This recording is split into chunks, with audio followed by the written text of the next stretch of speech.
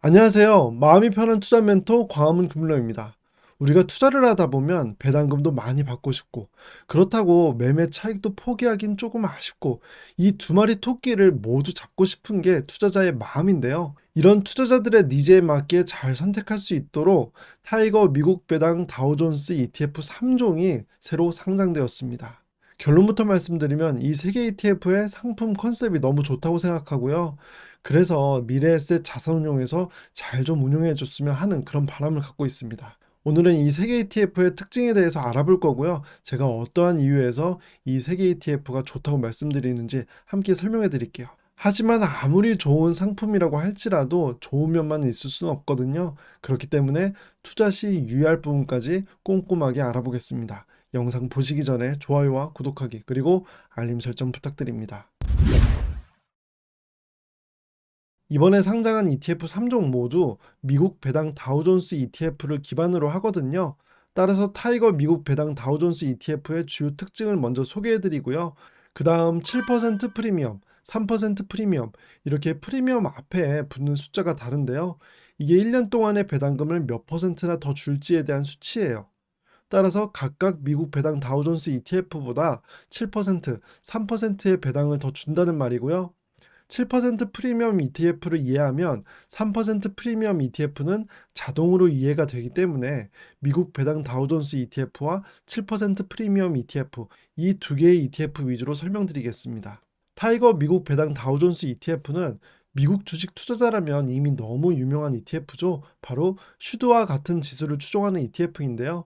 슈드를 많은 분들께서 투자하는 가장 큰 이유는 바로 배당 성장 때문입니다. 상장한 이후로 배당금이 한 해도 빠짐없이 성장한 ETF이고요. 배당금의 성장률도 연평균 10%가 넘습니다. 그리고 올해 1분기에 지급된 배당금만 하더라도 벌써 작년 대비 15% 넘게 증가한 수준이고요. 뿐만 아니라 배당률도 3.8%로 높은 편이에요. 따라서 이 ETF는 많은 분들께서 철저하게 배당금을 목적으로 투자하고 계시고요. 특히 배당 성장률이 높은 만큼 미래에 많은 배당금을 받으려는 목표로 장기 투자하는 분들의 비율이 높은 ETF입니다. 그런데 슈드의 아쉬운 점을 굳이 찾자면 분기 배당 ETF라는 점이거든요. 하지만 이번에 새로 상장한 타이거 미국 배당 다우존스 ETF는 월배당이라는 점에서 투자자들이 좋아할 만한 요소를 더 갖추어서 출시가 되었습니다.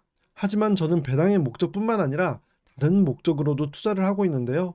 바로 포트폴리오의 안정성을 더하기 위한 목적으로도 배당 다우존스 ETF를 매수하고 있습니다. 왼쪽은 2012년부터 올해까지의 미국 배당 다우존스 ETF와 S&P 500과의 성과를 비교한 표인데요.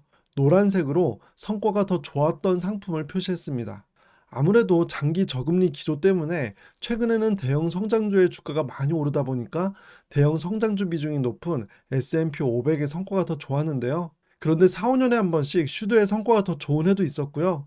슈드는 하락하더라도 하락폭이 상대적으로 작았습니다. 이렇게 슈드 ETF의 주가 흐름은 상대적으로 하락기와 하락폭은 적으면서 꾸준히 우상향하는 모습을 확인할 수 있는데요. 그 이유는 바로 좋은 가치주의 비중이 높은 ETF라서 그렇습니다. 아마 지금 이 영상을 보고 계신 분들 중에 많은 분들께서 S&P 500이나 나스닥100을 많이 모으고 계시고요. 또 해외 직투를 한다면 애플이나 마이크로소프트 같은 빅테크 기업들의 투자 비중이 높은 분들이 많으실 거예요. 그래서 많은 분들의 포트폴리오가 성장주 위주로 투자하게 될 가능성이 높습니다. 그러다 보니 작년 같은 시기에 수익률이 전반적으로 크게 안 좋았을 가능성이 높고요. 그런데 이렇게 약간 성격이 다른 종목들을 많이 보유하는 배당 다우존스 ETF에 일부 투자를 하면 좀 더 안정적으로 내 자산을 운용할 수 있다는 장점이 생깁니다. 개인적으로는 안정적인 포트폴리오 운용의 목적으로도 이 주식을 보유하고 있어요. 그런데 제가 정말 오늘 소개해드리고 싶은 상품은 바로 타이거 미국 배당 7% 프리미엄 다우존스 ETF인데요. 이 ETF의 이름을 두 개로 나누면 앞에서 함께 확인한 타이거 미국 배당 다우존스가 있고 여기에 7% 프리미엄이 붙었거든요. 따라서 기존의 배당 다우존스 ETF의 성격은 유지하면서 여기에 연간 7%의 프리미엄, 즉 추가 배당금을 더한 상품이다. 이렇게 볼 수 있습니다. 그런데 배당 다우존스 ETF의 배당률이 이미 3.8%이거든요. 여기에 7%의 배당금을 더하면 연간 10에서 11% 수준의 배당금을 이론적으로 받을 수 있게 된다는 것을 의미해요. 그래서 정말 고배당을 원하는 분들께서 투자하실 만한 그런 상품이고요. 하지만 뭐든지 무조건 좋은 건 없습니다. 특히 고배당 상품은 조심해서 투자해야 되는 상품들이 많은데요. 그래서 어떻게 해서 이렇게 높은 수준의 배당금을 줄 수 있는 건지 확인해 볼게요. 이게 약간 복잡할 수 있기 때문에 최대한 쉽게 설명드리겠습니다. 이 ETF는 주식에서 나오는 배당금 외에 7%의 추가 수입이 발생하는 거잖아요. 이를 위해서는 당연히 무언가를 팔아야 합니다.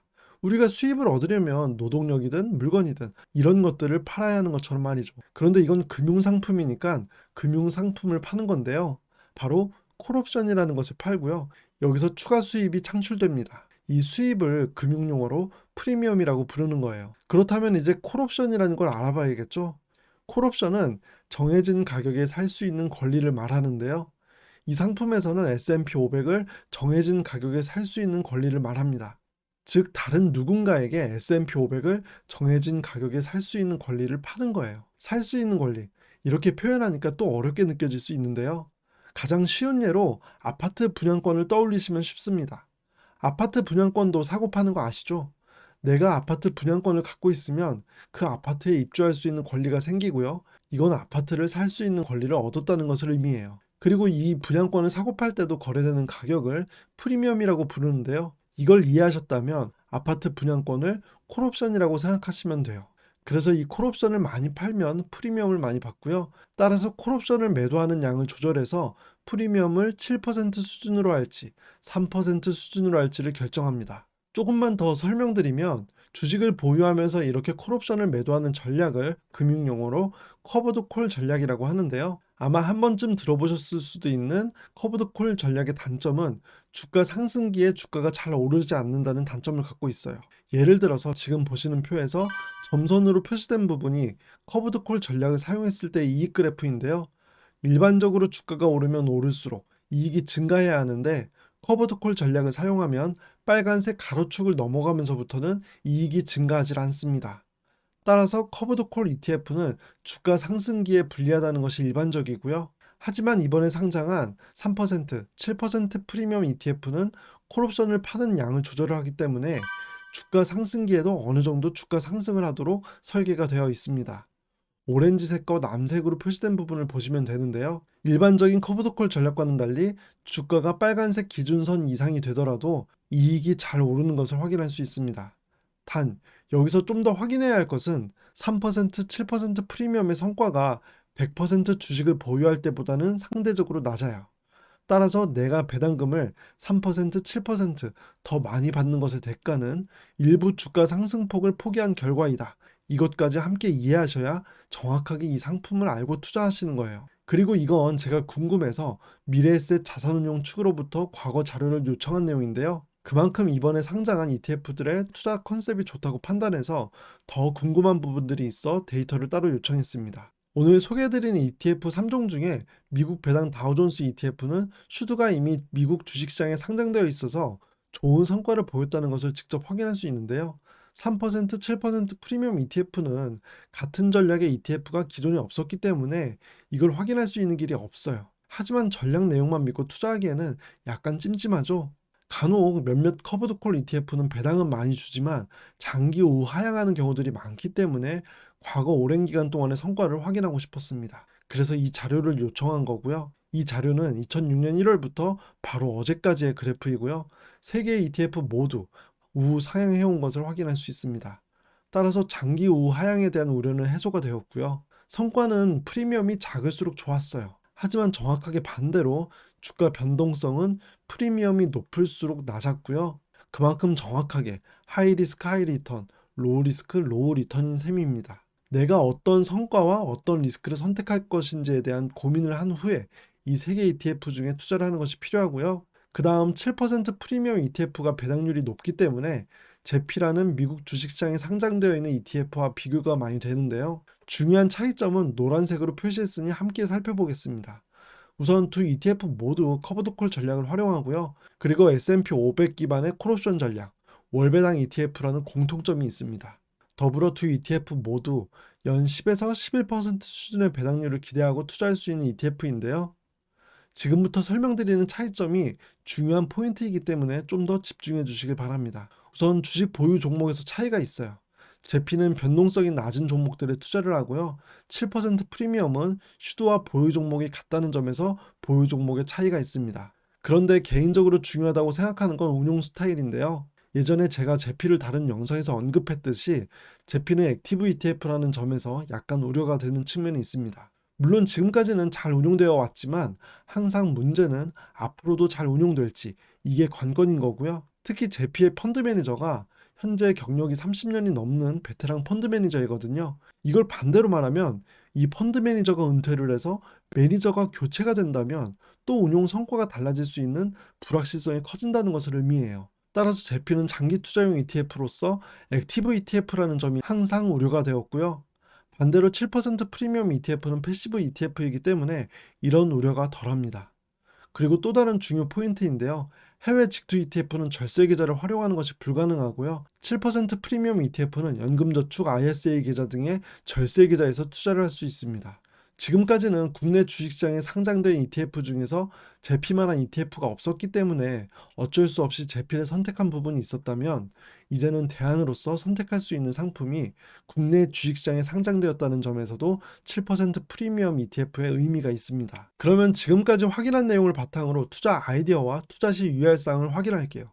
첫 번째로 3개 ETF 모두 좋은 가치주 비중이 높은 미국 배당 다우존스 지수를 기반으로 하기 때문에 내 포트폴리오가 성장주 위주로 구성이 되어 있다면 포트폴리오의 안정성을 더하는 투자를 위해 선택할 수 있습니다. 그리고 장기 투자가 가능한 자금은 프리미엄이 없는 미국 배당 다우존스 ETF를, 상대적으로 짧은 기간 운용해야 하는 자금은 7% 프리미엄 ETF를 선택할 수 있어요. 왜냐면 프리미엄이 클수록 주가 안정성은 높은 대신 장기 성과는 줄어들고요.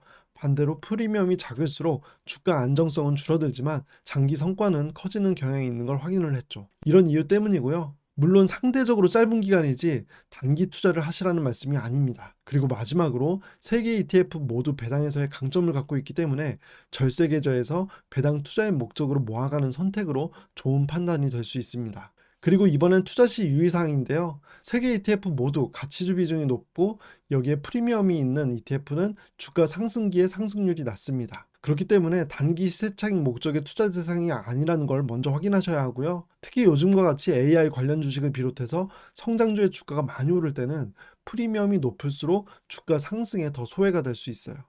따라서 시세 차익도 중요한 투자자분들께서는 성장주 및 빅테크 기업의 비중이 더 높은 S&P 500이나 나스닥100을 함께 보유하는 것이 좋습니다. 이번에 상장한 3개 ETF 모두 투자 컨셉이 좋고 총 보수도 저렴한 편이에요. 하지만 문제는 실제로 운용이 잘 되는지, 이게 중요한 거겠죠? 정말로 3%, 7% 수준의 배당금을 더 잘 주는지, 총 보수는 저렴한데 다른 비용도 저렴하게 운용될 것인지, 이런 것들에 대한 꾸준한 모니터링이 필요해요. 그래서 이에 대한 모니터링은 통계전공 광화문금융로 채널에서 계속해서 업데이트를 해드릴 거고요. 더불어 이런 ETF에 대한 새로운 소식과 투자 전략은 우측의 마펜트 클럽에서 가장 빠르게 전달해 드리도록 하겠습니다. 자세한 내용은 고정 댓글을 참고해 주시고요. 오늘 제가 준비한 영상은 여기까지입니다. 저는 제 영상이 행운을 가져다 드릴 수 있길 바라고요. 영상 끝까지 시청해 주셔서 감사합니다.